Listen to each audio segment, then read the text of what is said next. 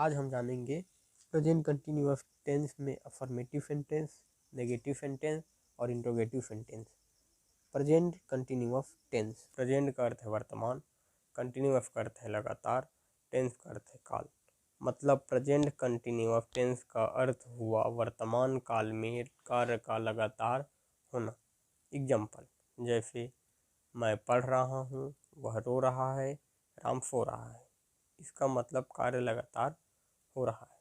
इसका पहचान है रहा है, रही है, रहे हैं, रहा हूँ और रही हूँ।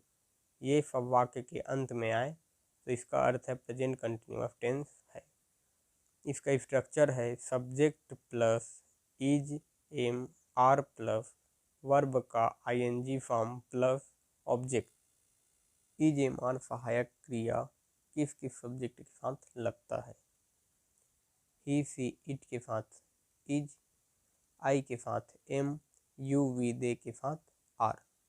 अब देखते हैं वर्ब में आईएनजी फॉर्म। आईएनजी फॉर्म का मतलब है वर्ब में आईएनजी को जोड़ देना।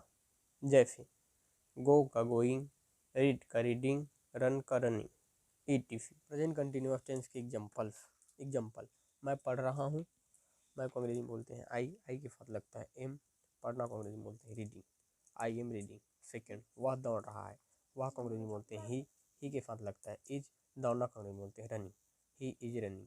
थर्ड वह एक पत्र लिख रहा है, वह को अंग्रेजी में बोलते हैं ही के साथ लगता है इज, लिखना को अंग्रेजी में बोलते हैं राइटिंग, एक पत्र के a letter, he is writing a letter.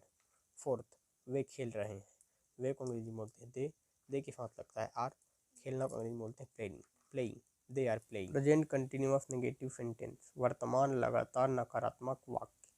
Example मैं पढ़ नहीं रहा हूँ, वह रो नहीं रहा है, राम सो नहीं रहा है।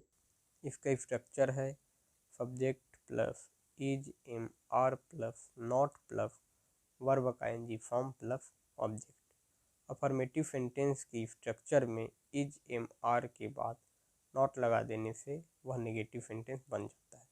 एग्जाम्पल मैं पढ़ नहीं रहा हूँ, मैं को अंग्रेजी में बोलते हैं आई के साथ लगता है एम के बाद नॉट, पढ़ना को अंग्रेजी में बोलते हैं reading, I am not reading.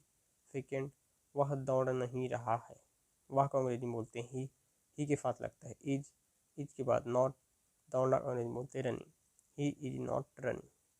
Third वह एक पत्र नहीं लिख रहा है, वह को अंग्रेजी में बोलते हैं ही के साथ लगता है इज के बाद नॉट, लिखना को अंग्रेजी में बोलते हैं राइटिंग, एक पत्र के लिए a letter, he is not writing a letter.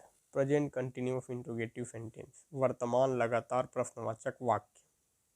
जैसे क्या मैं पढ़ रहा हूँ, क्या वह रो रहा है, क्या राम सो रहा है। अफर्मेटिव सेंटेंस की सहायक क्रिया इज एम आर को सब्जेक्ट के पहले लिख देने से वह इंट्रोगेटिव सेंटेंस बन जाता है।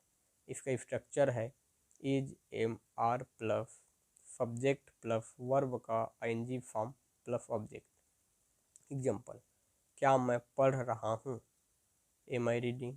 सेकेंड क्या वह दौड़ रहा है, इज ही रनिंग। क्या वह एक पत्र लिख रहा है, is he writing a letter.